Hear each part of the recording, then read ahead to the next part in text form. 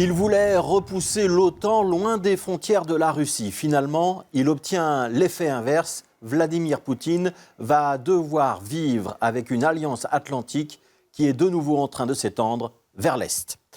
La Finlande, qui l'a confirmé hier, et la Suède, qui l'annonce officiellement aujourd'hui, sont donc désormais candidates à l'entrée dans l'organisation du traité de l'Atlantique Nord. Cette alliance qui prévoit que toute attaque contre l'un de ses membres est une attaque contre tous les membres de l'OTAN.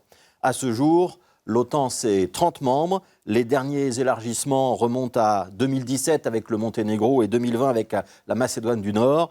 Mais il y a eu surtout au début des années 2000 toute une série de pays membres du bloc de l'Est, comme on l'appelait autrefois, qui l'ont rejointe, la Pologne, la Hongrie, la République tchèque, les pays baltes, la Slovaquie, la Slovénie, la Roumanie. Ce grignotage progressif des anciens pays de l'Est, c'est l'une des raisons mises en avant par Vladimir Poutine pour justifier l'invasion de l'Ukraine.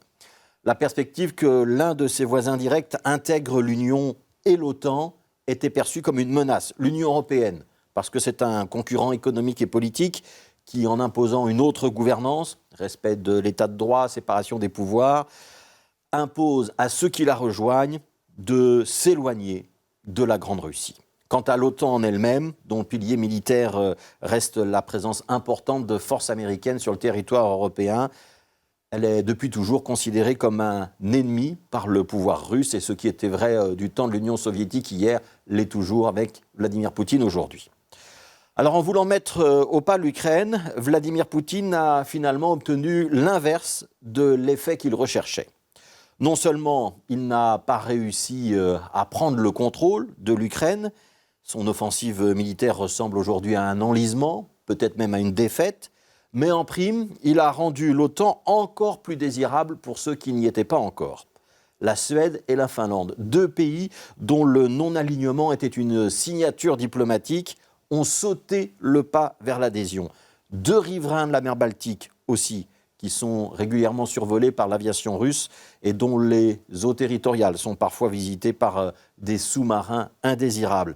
Ils jugent désormais plus utile, plus sûr de se mettre à l'abri en rejoignant cette alliance atlantique. Pour la Russie, c'est un camouflet.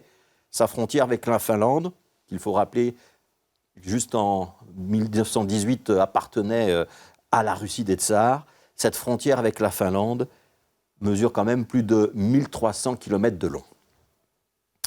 Voici donc Vladimir Poutine, avec un voisin direct, membre de l'OTAN, avec une mer Baltique, le débouché naturel de Saint-Pétersbourg, qui est en train de lui échapper. Aujourd'hui, le président russe a indiqué dans un discours qu'il ne considérait pas ce nouvel élargissement comme une menace immédiate, mais que le déploiement d'infrastructures militaires entraînerait une réponse. Ce déploiement d'infrastructures militaires, il est désormais un petit peu inscrit dans les astres avec l'entrée de ces deux pays dans l'Alliance. La menace est donc là, le danger d'une nouvelle guerre froide aussi, mais cela ne masque pas une tendance de fond qui fait que pour les États d'Europe, au sens large du terme, l'OTAN agit aujourd'hui comme un aimant, alors que l'alliance avec Moscou a plutôt les allures d'un repoussoir.